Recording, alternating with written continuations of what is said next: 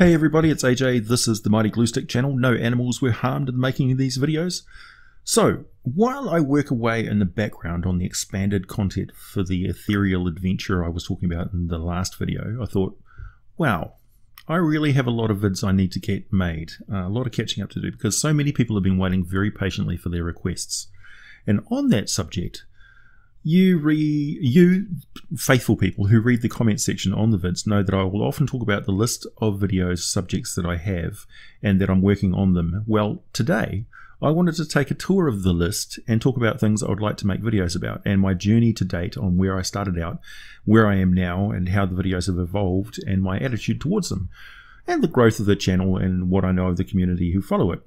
When I started out making these vids, they grew from crafting. I make sculpts of creatures and terrain for my gaming table, and just for fun I made a roper, and then it was suggested that I talk about the ecology of the roper and how I use them in a game of Dungeons and Dragons. By the way, for anyone who wants to see how I use ropers exactly in a game of Dungeons and Dragons, check out the link below to a game I ran a while ago, broadcast, where they ran into a group of ropers. It's quite a fun time. The ecology vids, as you can tell, proved to be popular, and I stuck with the subject until they were almost the only subject I made vids about. Now I have a hefty playlist of ecology videos that are ripe fodder for those who like to binge watch content, and it is clear that many do, going by the strings of comments I get from folks doing just that. One thing is that they start off on a higher quality vid, the more recent ones, and then start watching the list and then notice the crappy sound on earlier videos and comment about it. I know, my apologies, but I know. Maybe one day I'll remake some of those bits, but I think the webcomic artists don't go back and redraw their earlier comic arts, so I let the vids stand as they are. Anyone who wants to make vids like this should, I would hope, feel encouraged that their first efforts are probably better than my earlier videos. The list started as people commented with requests for monsters and locations of choice. So let's have a look at it. This is a video about the list.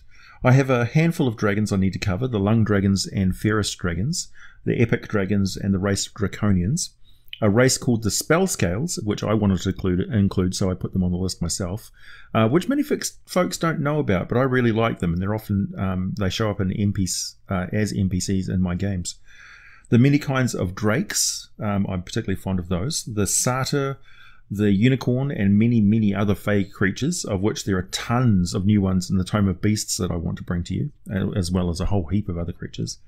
The unpleasant subterranean fearlocks, the terrible Tiamat, the diverse mephits, gorgons, the almighty Orcus, meanlocks, extraplanar bladelings, the backstabbing and evil Neogi, the Yugoloths, very much need to talk about them, I've mentioned them quite often, the devastating Demogorgon, the super fun Myconids, one of my favoured monsters, the idea I had for the Shift Bear, more on that later, the Wights, the ancient evil god Guanadao, Quicklings, Zvarts, Pixies, Redcaps, and the Titans. The Vile Varguil, although I see that Locrius has just made a video about them that's pretty good, but I think I can expand on it with some of the lore about the Varguils.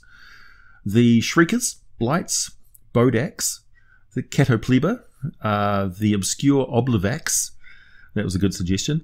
Orcs, a video that I may end up making two vids also about because they're so important. And I also want to make a video about the Warhammer orcs, Warhammer 40k orcs in particular, from Fantasy, what is it? Games Workshop? Since they kind of borrowed the concept of orcs, but they ran in a totally different direction with them and made them a very fearsome creature, which I've read the ecology of and I really like it. So I'd like to find a way that they could work it into the 5th edition game. The Kitsune Fox Shapeshifters, a series on all the different oozes. I know I did a monster ecology on oozes, but I haven't actually done specific oozes on one-for-one videos. The Nightwalker, the god Helm, the Changelings, Harpies, Sirens, Squirrel Folk, Will-o-wisps, the Aurum-borax, Eidolons, the Pegasus, the Massive Kraken, and the Fierce Hellhound. I'd like to make all of the player character class videos and all of the playable races, plus more information on knights and merchants, similar to the video I made on the town guards. I'd love to talk more about the Blood War, the Dawn War, and the Elven Crown Wars. The Elven Crown Wars in particular would lead me into a lot of old Forgotten Realms history. I have a complete manuscript of all of the Forgotten Realms history, though making videos about those might get a bit tedious because they literally go year by year with important events for hundreds of years. It's really, really complicated. Along with the timeline history of Faerun, I could also cover some of the famous magical artifacts, where they came from, such as the Deck of Many Things and the Rod of Seven Parts, the Axe of the Dwarven Lords and such. I'd like to make a video on Vecna, my favourite evil undead type god, the Queen of Chaos, the Wind Dukes of Aqua, more on deities and other powers. So much to cover, so many more suggestions, and the list is always growing. It's not on. If it's not on the list, it may pop onto the list from your suggestions, and I may bump things up if people request them over and over again.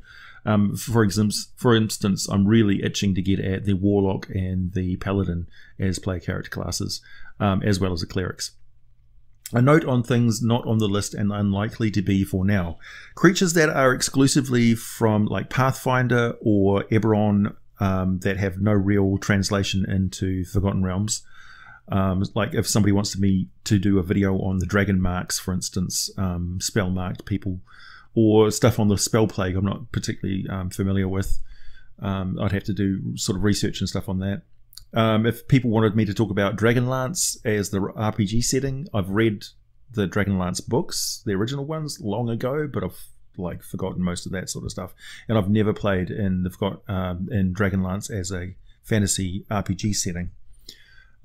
Also, I haven't really done a lot of legit stuff in Greyhawk. I know a lot about Greyhawk in a general sort of sense, but I haven't specifically. We homebrewed our games based on stuff on on Greyhawk back then, but we didn't legitimately run modules or anything like that when I was just starting out playing the game as a teenager.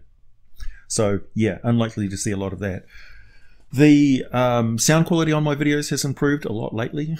You may notice that I don't do any custom sound music on the intros of my videos anymore because of worries and concerns that people have been mentioning that it may be a copyright infringement, and YouTube has been very strict lately on any sort of thing that they think compromises the monetization of videos and things like that. So yeah, I've always had my videos monetized. It's no big thing to most people. I've never really had any comment on it, and that's set to continue.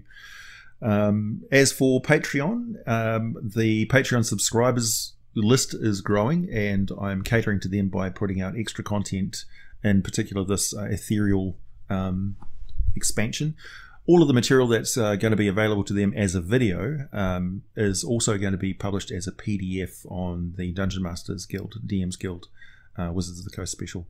I'm also investigating some products as well. Some people have approached me about trying out some products as well, so just upfront with that, I'm going to be having a review of some things. I'm also looking at the new online basically bought open platform, what's it called? I just downloaded it last night. I can't find it. I also use Hero Lab, by the way, in my games. I find Hero Lab is really great for creating new characters, although the 5th edition stuff, there are some glitches with like skill proficiencies, and there's sometimes when you upload it onto a new computer, because I just recently changed to a new one, there's some problems there. But otherwise, it's pretty good. So yeah, I've got a lot of content up and coming, and a lot of stuff that I'm working on in the background. And I've been doing some sketching lately of ethereal creatures and nasties and bad guys. So that's pretty cool. As for the future of the channel, well, I plan on getting to all of those things that were on the list that I just described. So they're going to continue on through 2017 and form the bulk of most of the regular updates of 2018, as well as additional environmental videos like location videos, explores videos, and specific videos on things that just strike my fancy, because it's my channel and I do what I want. I might do a few videos on painting miniatures and things, talk about some of the Kickstarters that I've backed, and show you some of the products that have arrived from Kickstarter. And yeah, the growth of the channel has been really good. I'm going to probably be top 10,000 subscribers pretty soon, which is absolutely remarkable. And thank you very much for all the people who have subscribed this year. It's been a real boost. So that's great. And with that obviously comes a lot more comments and people that I can help out. I get a lot of communication from people, and I try and respond to as many people as I can. I've had a lot of people express that they're surprised that I'm so approachable, really, because they can message me on Facebook or Google Plus or Messenger or the comment section down below. I reply to most things that people post there.